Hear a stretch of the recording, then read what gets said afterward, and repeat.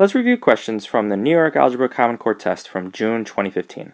Let's jump right on in with question number 1, and it says that the cost of airing a commercial on television is modeled by the function C of n equals 110n plus 900, where n is the number of times the commercial is aired. It says, based on this model, which statement is true? So we got to determine which of these 4 sentences are factual. We're going to do a little process of elimination in a moment. First, however, let's do a little deeper analysis of this equation. And I see it says C of n equals 110n plus 900. Well, what does this mean? Well, I know that 900 indicates the sort of startup or initial cost, in this case of the commercial. And what I know based on this equation, it says where n is the number of times the commercial is aired. So we're going to multiply n by 110 for each time it's aired. So what is this? It's the cost of the commercial is 900, the amount it took to produce, plus the number of times it's aired multiplied by 110. And let's see if that adds up or stacks up with any of these options. I can see that right off the bat, number 4, it says the commercial costs $1,010 to produce and can air an unlimited number of times. That doesn't make any sense, so we're going to eliminate that. What I also know is that question number 1, it says the commercial costs $0 to produce and $110 per airing up to 900. That doesn't make sense either, because we've determined that the initial cost is 900. So that leaves questions 2 and 3. And what I see is question number 2. It says the commercial costs $110 to produce and $900 each time it's aired. Whereas question number 3, the commercial costs $900 to produce and $110 each time it's aired. That is the correct answer, option number 3. Question number 2 says, which table represents a function? And we know that a function cannot have repeating domain values, in this case represented by the x values, which is the top row for each of these 4 options. And when we're looking at it, so if we take a look at number 1, for example, I can see that we've got repeating values 2 and 2, so we can eliminate question number 1. When we take a look at question number 2, do we have any repeaters? We sure do. It's 0, -1, 0, 1. We've got some repeaters. That is not the correct answer. It's eliminated right off the bat. But when we take a look at question number 3, I can see that for the x values, 3, 5, 7, and 9. So maybe that's it. Let's take a look at question number 4. Nope. 0, 1, -1, 0. Here we've got repeating domain value. So we're going to eliminate question number 4. The answer is question number 3. Question number 3 says, which inequality is represented in the graph below? So here we've got an inequality represented on the coordinate plane, and we've got 4 inequalities. We're going to have to determine which is the correct one. First, however, let's look at this inequality, and we can determine right off the bat that the y-intercept is right there, right? Because that's where the slope crosses the y-intercept. So b equals what? Plus 4. And what about this slope? Well, if we do a little bit of analysis, we can see that it's starting, of course, at the y-intercept, and then it's going down 1, 2, 3. So it's going to be -3 over 1. So the slope is -3 or -3 over 1. And when we take a look at our options to determine which the correct inequality is, we know that the y-intercept, of course, is 4. So we're going to eliminate 3 and 4 right off the bat. So question number 1 says, or option number 1 says, y is greater than or equal to -3x plus 4, and this says y is less than or equal to -3x plus 4. So what can we do to determine which option it is? Well, when we're looking at it, we can see that, for example, this coordinate right here, it's in the shaded region, and that, of course, is 3, 1. We know that this is the x and y value. And it is in the shaded region, and if we plug that in to these 2 options, these 2 inequalities, it'll tell us if it's the correct answer, whether or not it's true. So when we, let's do number 1. If we were to plug these values in and then solve, we know that simply carried this down. 1, the y value, is greater than or equal to -3 times 3 is negative 9 plus 4. And negative 9 plus 4 is going to give us what? Negative 5. Now, is 1 greater than or equal to negative 5? It sure is. It's true, meaning that the answer to question number 3 is option number 1. This is the correct answer. Mo's farm stand sold a total of 165 pounds of apples and peaches. She sold apples for $175 per pound and peaches for $250 per pound. If she made $337.50, how many pounds of peaches did she sell? So our objective is to determine how many pounds of peaches were sold. Let's do a little bit more in-depth analysis and figure out what information we know exactly. Well, I can see that 165 pounds of both apples and peaches were sold. So let's make apples the value of x, and let's make peaches the value of y. And we know that apples plus peaches equals what? 165. In other words, the number of pounds of fruit sold, right? Well, what else do we know? I see that we've got apples were $175 per pound, and peaches were $250 per pound, and the combined total of both apples and peaches was $337.50. How are we going to write that? What are we going to do? Well, I know that if apples are x, we can write that as 175x plus the value of peaches, which we're going to be using the variable y, so 250y equals $337.50. So what's a little bit problematic right now is that we can't solve for a specific variable because we've got two different variables, right? And we cannot combine like terms. So what we're going to need to do is come up with one uniform variable. And to do that, what we're going to need to do is use this equation right here so that we can get a uniform variable. So we're going to find out the value of x. And so how are we going to figure out the value of x? Well, let's simply rewrite this. So we know that x plus y equals 165. And to figure out what the value of x is, we can simply subtract y from the left side and the right side. And when we do that, we know that the value of x is 165 minus y. Alright, so now what we can do is we can take this new information and we can plug it back into this equation. So what I'm going to do is I'm going to rewrite this. The value of apples is 175, open parentheses, and now instead of x, what am I going to be rewriting? 165 minus y, because that's the same thing as x. So let's write in 165 minus y, great, plus 250y equals 337.50. Tremendous. Alright, and so now what do? We're going to do a little bit of multiplication. And we know that 1.75 times 165 is going to give us 288.75 minus 175y plus 250y equals 337.50. Great. And what do we know now? We can simply combine some like terms, and we know that, well, we're simply going to drop this down. We can carry this down. So it's going to be 288.75. What?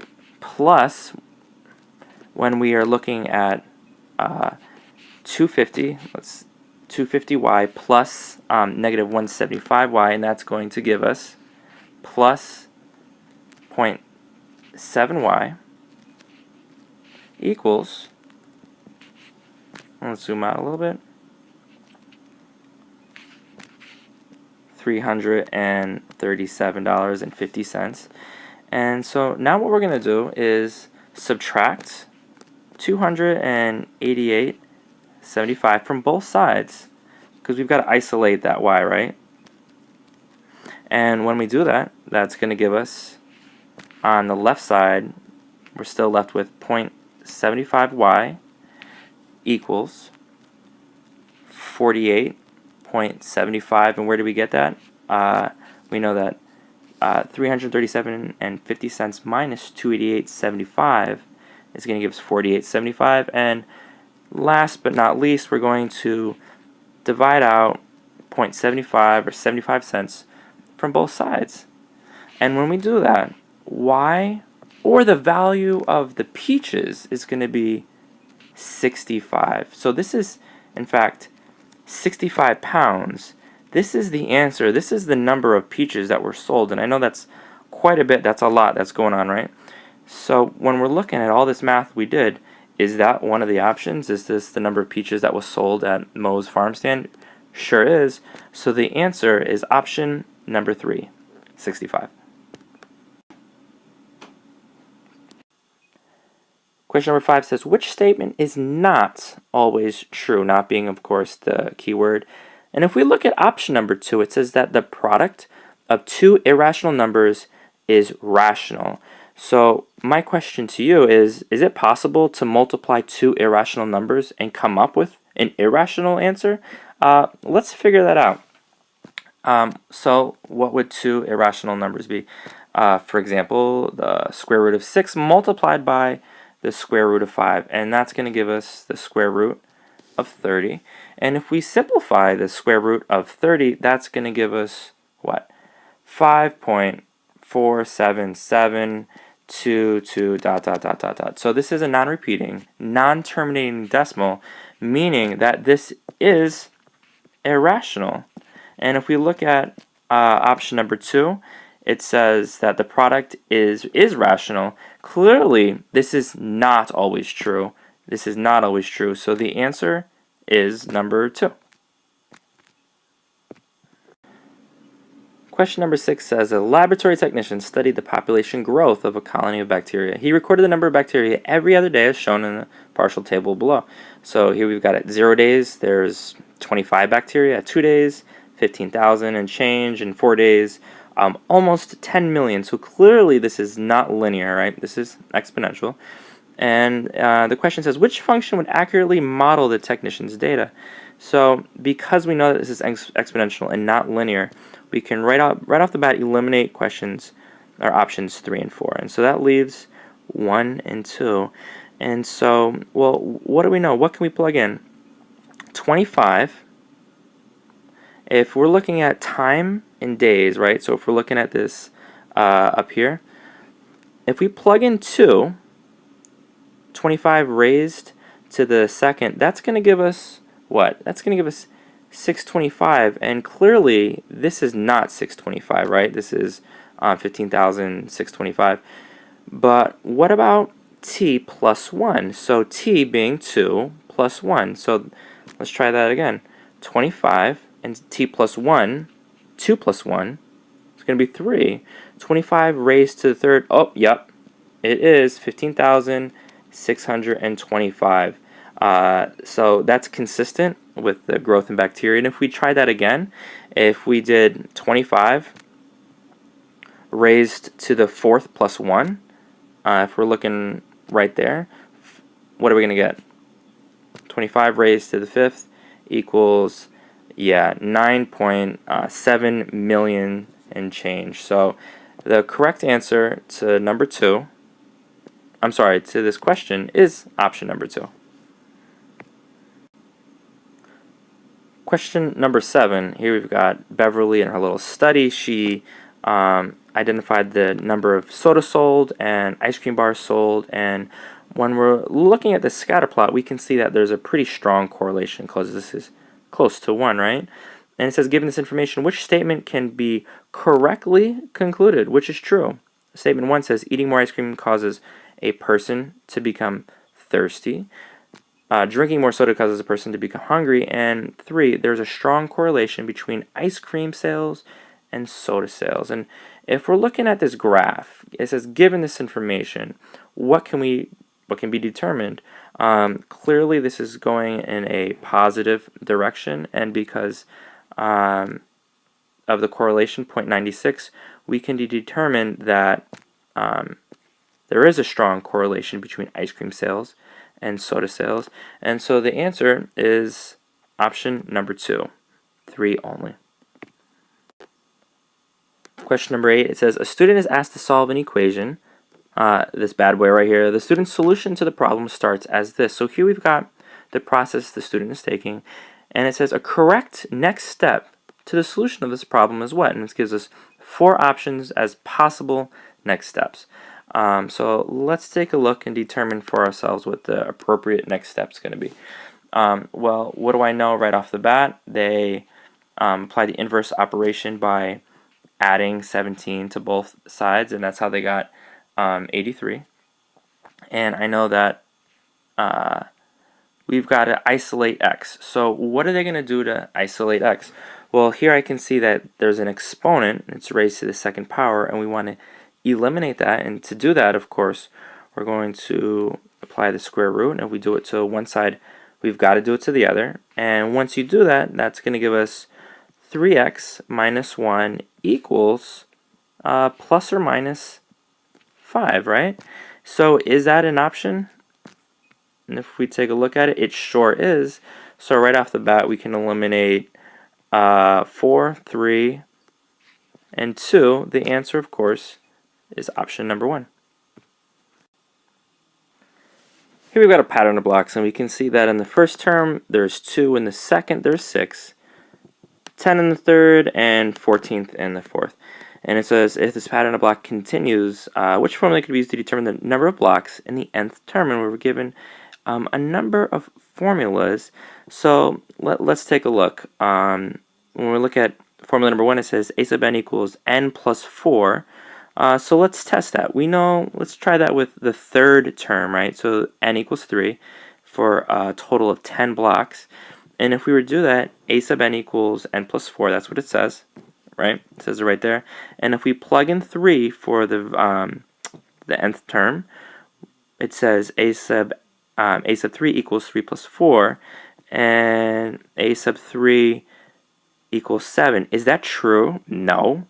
That's false with a sad face. And so what we can do is we can eliminate option number 1 right off the bat.